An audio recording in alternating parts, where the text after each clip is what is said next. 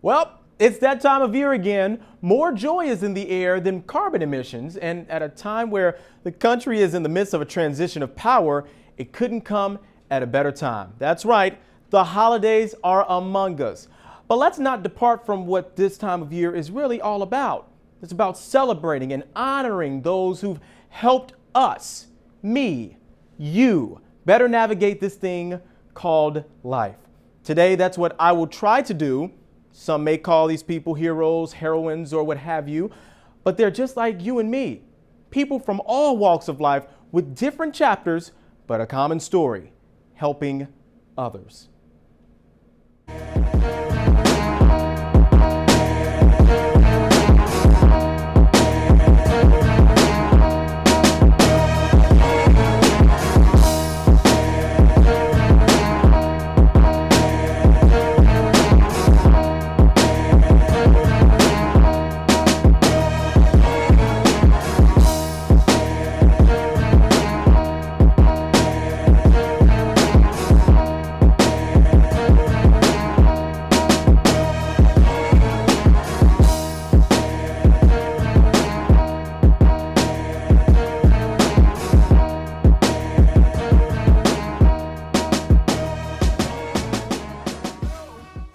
Hello, everyone, and welcome to The 30. I'm your host, Joshua Short, and we've got a packed show in store for you today. Joining us later will be an Army veteran turned tour guide, and she's taking her talents to the South Side. And what if I told you that the cure for colon cancer was discovered by a teenager?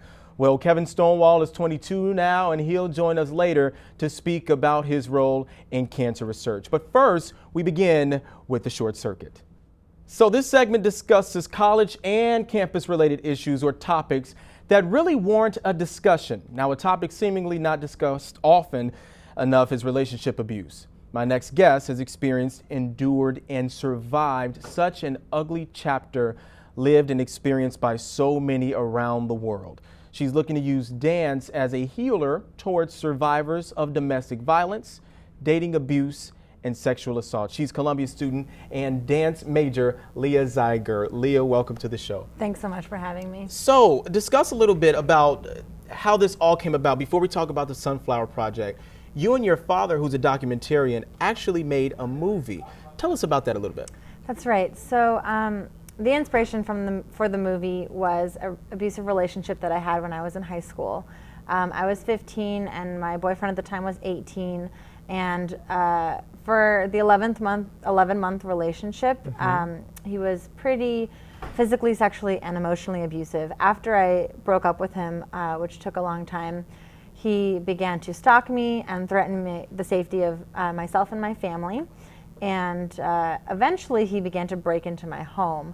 And ultimately the police did pick up the case, and he was given a plea deal of 2 years. He could have gotten 8, and then he was sentenced to 2 years and then let out a year early, but I haven't heard from him since. So this was really something that happened to, not just to me, but to my entire family. My dad, as you said, is a documentarian. I'm a dancer. We use art to heal often, and we use art to heal ourselves primarily. So the impetus for this documentary was just to sit down and make art together out of something ugly that had happened in our lives. And it's quite profound when you watch the film, because I know you showed it at a lot of film festivals, including one here during Doc Your World here at Columbia College. There was not a dry eye in the room. It was everyone who was watching, including myself, who has to act as a journalist unbiased, was looking at this film, and I was so emotionally drained afterwards. And I think the story basically is with her and her father sitting on a couch, correct? That's right. Talking about the story, and this was his first time hearing it all. Yeah. How did he feel after hearing this story from you? Oh, well, we were both a little nervous. The film starts with him going, "Are you sure you want to do this?" "I don't really want to do this." And I was like, "I don't really want to do this either." But we knew we needed to.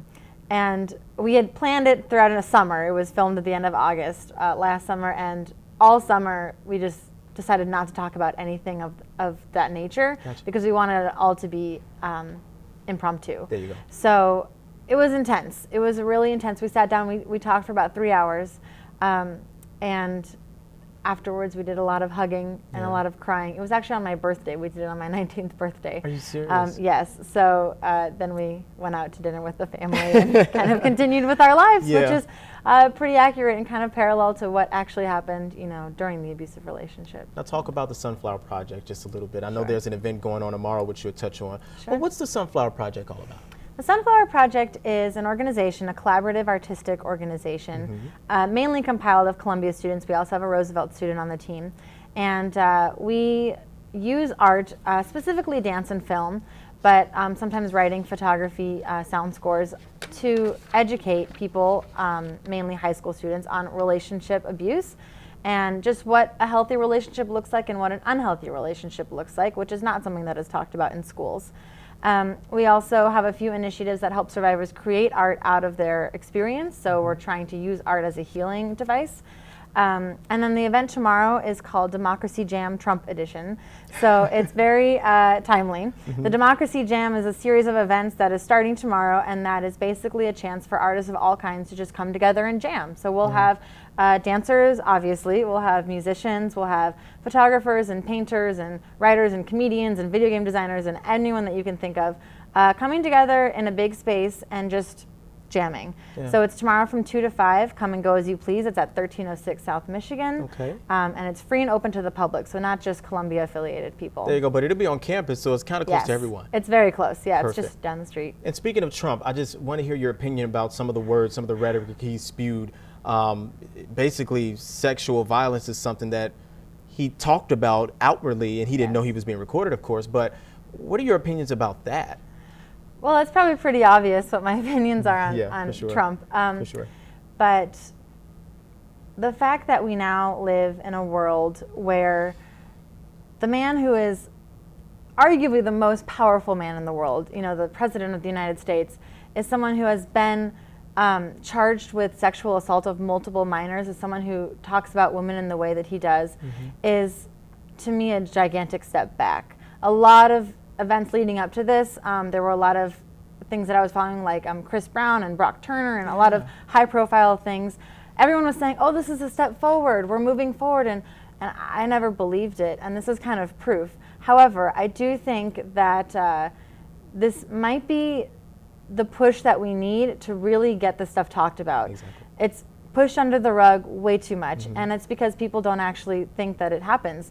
And now that the president-elect of the United States is someone that has committed these crimes and talks about them openly as if they're okay, really shows people that this is an epidemic. This is huge. 1 in 5 women in the United States report having experienced sexual abuse before the age of 18. So this is something that we need to talk about. Yes, this is something that needs to change. Definitely warrants a discussion. One last question for you. What has the community that have seen this video, this movie of yours, said to you? How have you impacted them? I know there are women of all ages. How have they been impacted by what you're doing? So, oddly enough, the one reaction that I get every single time is, can I give you a hug? Every time there is at least one person, probably more, who come up to me afterwards and say, can I just hug you? Can I just give you a hug? And I think that they think they're doing it for me, to comfort me, but really it's them that need the comforting, because this is not something that is talked about in a normal, you know, daily life, especially of an American. It's very so when hard. it's brought, it's very hard, and when it's brought up in such a personal way, it's uncomfortable. So the fact that they can see me afterwards, that I am okay, that I'm living and breathing and I'm strong, is comforting to them, to know that this is something that, while it is awful, it is something that can be overcome. And that's kind of the message that I'm trying to show, is that there are many ways to overcome it. I did it through dance and through art, but it is possible. I just showed it in a classroom at Columbia in a PR class, and just kind of to tell them about the Sunflower Project. And immediately 2 people were like, can I give you a hug? They just got up in front of the class. And that was almost my reaction.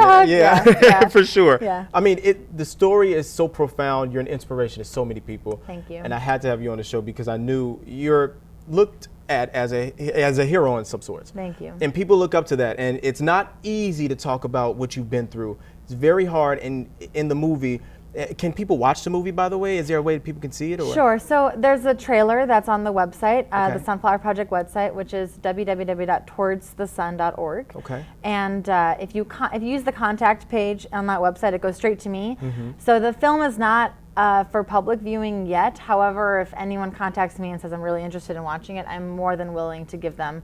It's just a private link. Sure. You know. Leah, thank you so much for being on the show. Thank you so much. We appreciate it. I know you're going to continue to help so many people going through some tumultuous circumstances. So thank you. Coming up in our Big Loop segment, you've probably seen the double-deckers around Chicago or other big cities. But have you ever seen them in somewhat dilapidated neighborhoods with hidden history? We talked to someone who's looking to change how we take in urban parts of historic cities. And don't forget, by the way, my advice column is at the end of the show. Use the hashtag AskJosh30. You might see your tweet later on.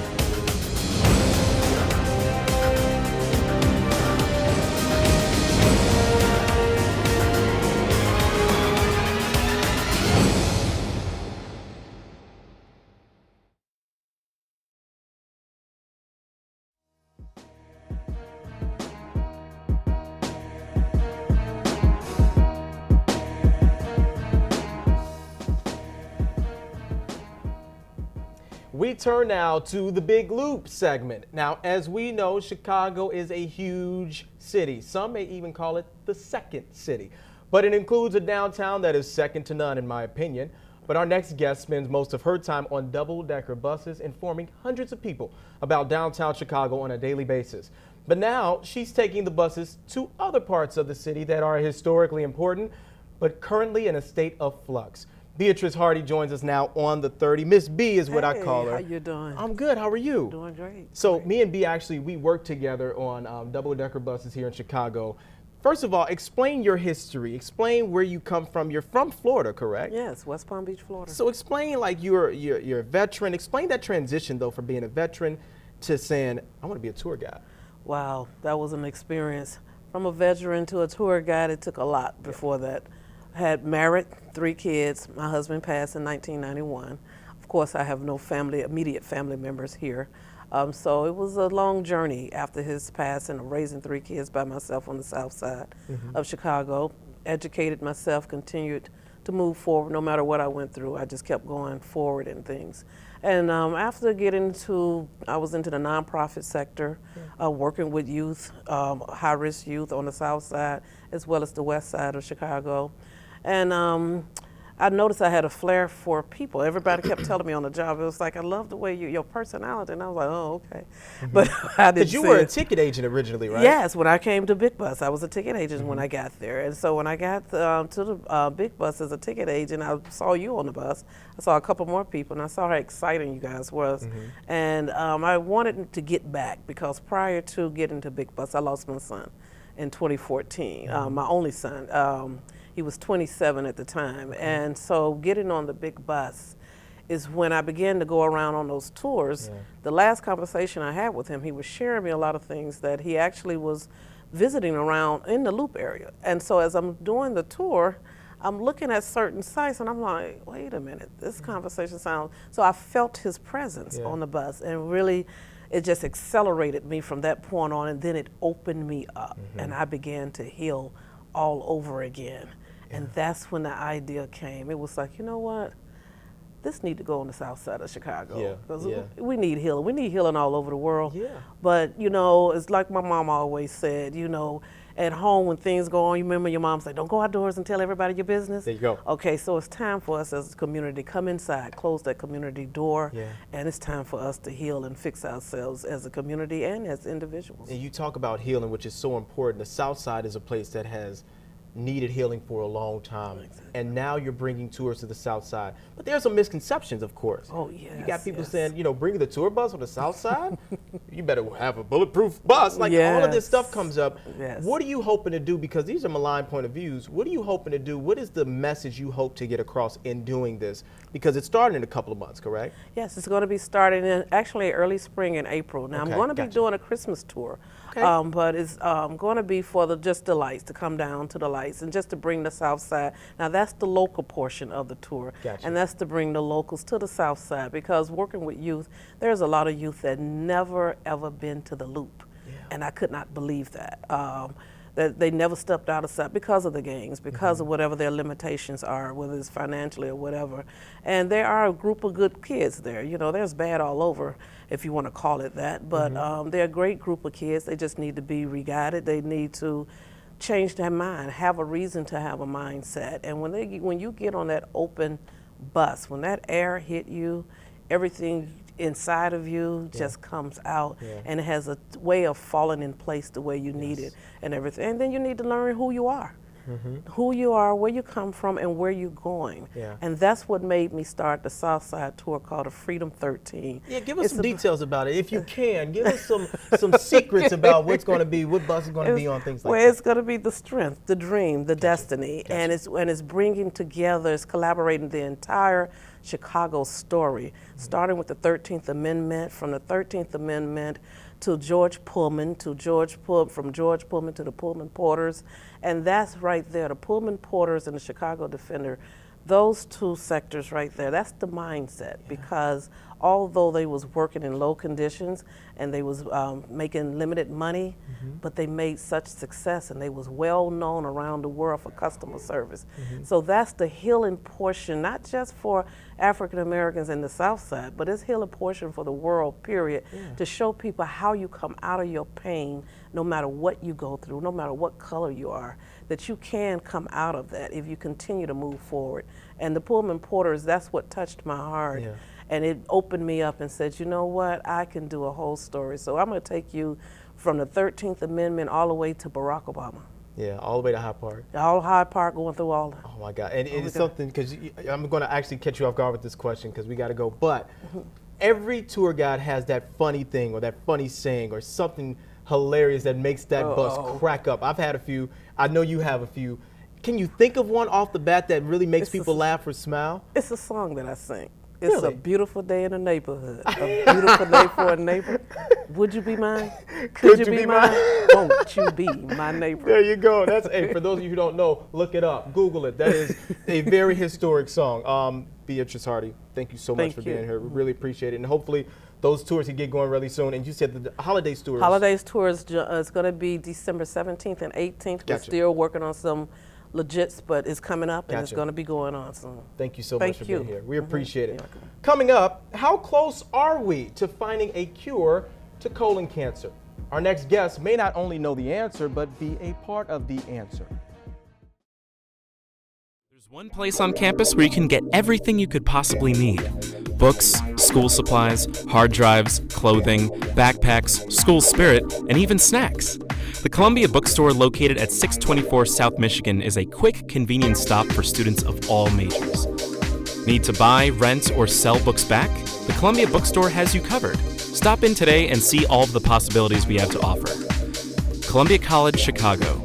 Frequency TV.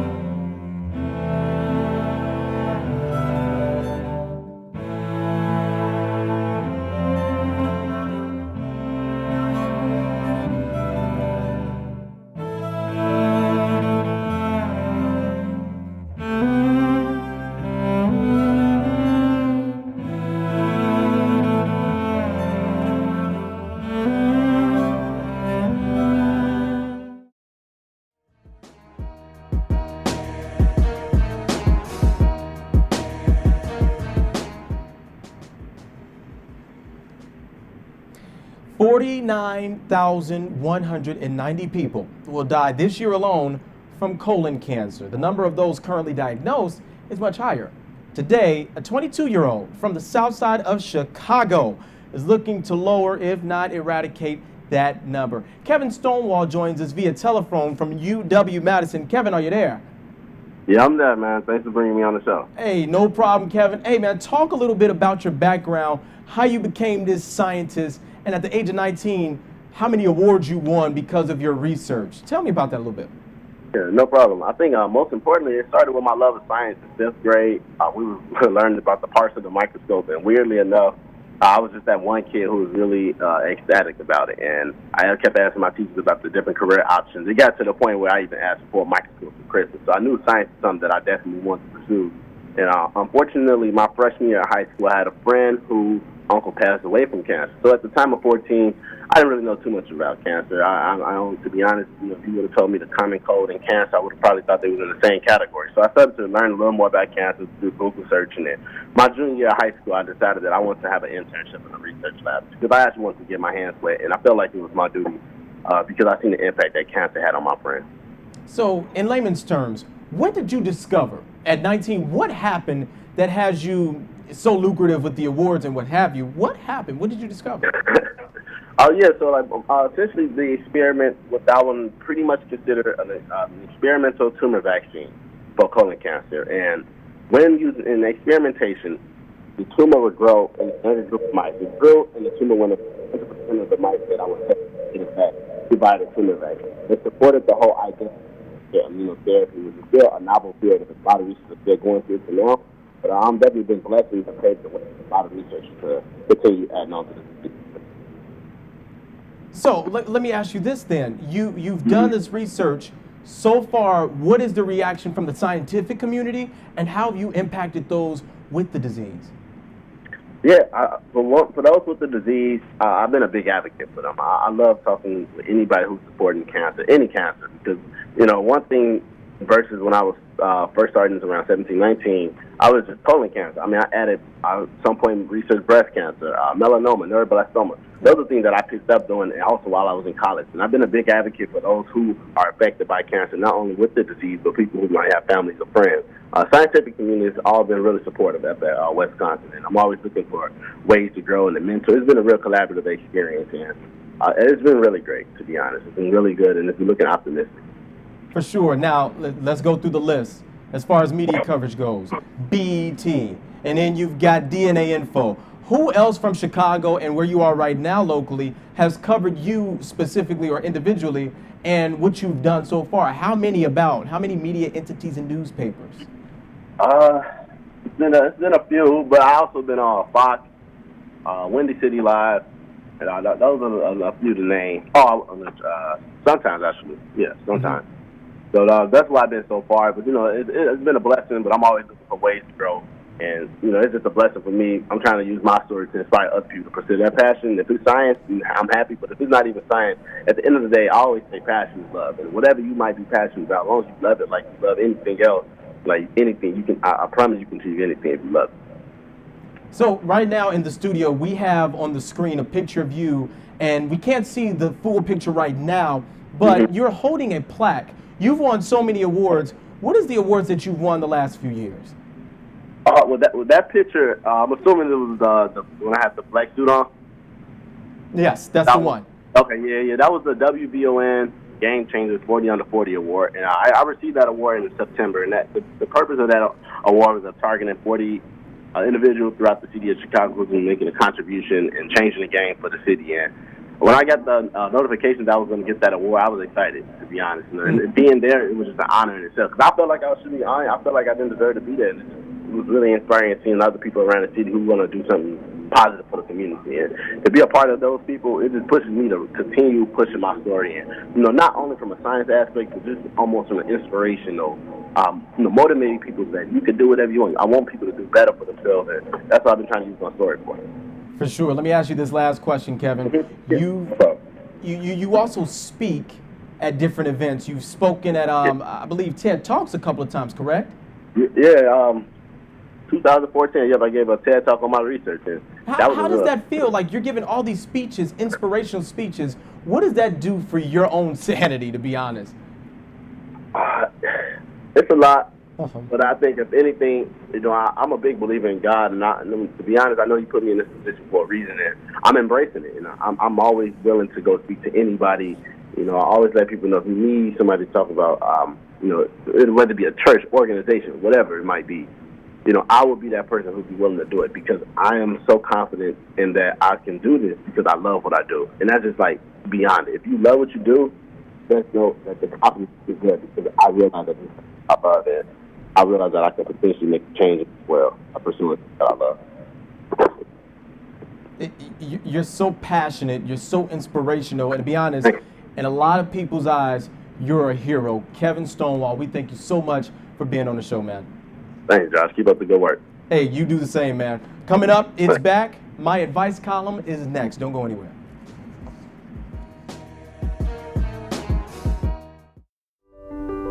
Through those lives, many lovers, and in those lovers I felt happiness and sorrow, the same feelings as such the society fears to tread.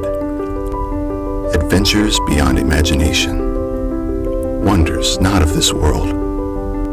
I can recreate a long-gone culture with a streak of an eye, build lives around ancient worlds, observe through someone else's eyes, their soul. I can see the history of a nation unfold before me, and the turmoil and strife of a million people. I watch as our city builds a glorious monument to humanity, and see as time withers it away. I am a time traveler, crossing centuries, discovering new ideas and equations. I can flow through the heart, the brain, and mind, and the intimate thoughts of each one. I have worked with my hands in fields spanning miles. I have saved lives, conjured demons, and rode on the shoulders of giants. I have held hands with God. I have sung with a chorus of a million. All of this by simply turning a page.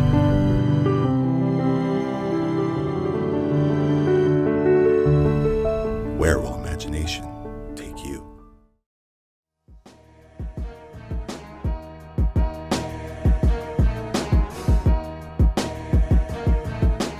Welcome back, ladies and gentlemen. So, the last few days, you've used the hashtag AskJosh30 with some interesting questions for me. So let's get started with the first question, who's from @Connor_O'Kenneth. Connor says, hate my job, but got offered a great promotion that'll lead to great opportunities. Any tips for a year just for the experience? Well, here's my advice to you. Take the opportunity that's presented to you. I'll give you a little bit of a background, a story on me. I got an opportunity to work at Comcast Sportsnet. Long story short, I wanted to work with the anchors, the talent, and the camera work, and the technicians and things like that. But that opportunity was closed. Someone else got it. And so the only thing that was left for me to take was a creative services internship, which I'm not creative. I didn't know what that was. Long story short, I ended up building so many networking connections, so many opportunities. I was in an Emmy-nominated, or actually Emmy award-winning commercials about the Blackhawks. So I had so many opportunities there at Comcast Sportsnet through this internship that initially I didn't want. You never know, if you take an opportunity, take advantage of it, what may be presented to you. Now, unless you have a better or bigger opportunity ahead of you, take what's right in front of you. Take advantage of it and see what happens. And I can tell you from experience, more than likely, good things will happen. Our next question, our second question is from @Alev1996. That's ALEV, that name is taken. What should I do if I'm torn about my future career?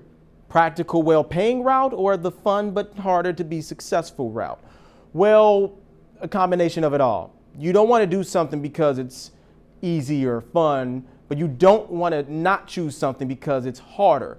You're going to end up going through all the barriers. It's a long road to success, and you're going to see potholes and horses, and you're going to be detoured to go different exits.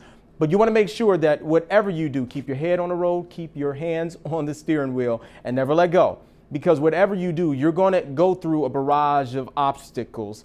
But it's about whether or not you're passionate about something. And if you show passion, everything else pays off. Do this. When you go home or when you go, somewhere for the holidays, think about what you want to do. And if what you want to do makes someone smile or makes their life a little bit better, that's what you should go follow. That's the dream. Don't follow your dream, though. Chase it. And finally, third question comes in from @Brooklyn Larson 1. She says, I am not enjoying college, and I think I'm going to fail a class, but I'm not sure how to tell my dad. Help! Well, here's my help to you. Tell him. See what happens. This is the thing. A lot of people feel that trepidation will keep them behind. That's my opinion to you. Never let fear hold you back. Tell your dad. Let him know, I might be failing this class, but have a backup plan. Tell your dad, because all parents are, well, what's your backup plan, darling? That's what's going to come up. You want to make sure that you have a backup plan or you have some other alternative to combat this. Okay, you're going to fail the class. So are you taking a summer class? Are you going to take a spring class? Are you going to take another course? Are you going to transfer to another school to help alleviate the pressures from these classes? But tell your dad, and then from there, have him help you. He's the parent, right? That's my advice to you guys. All right, folks. Join us next year right here on Frequency TV for the 30, 2017. That's right. For all of us here at Frequency TV, I'm Joshua Short saying so long from Chicago.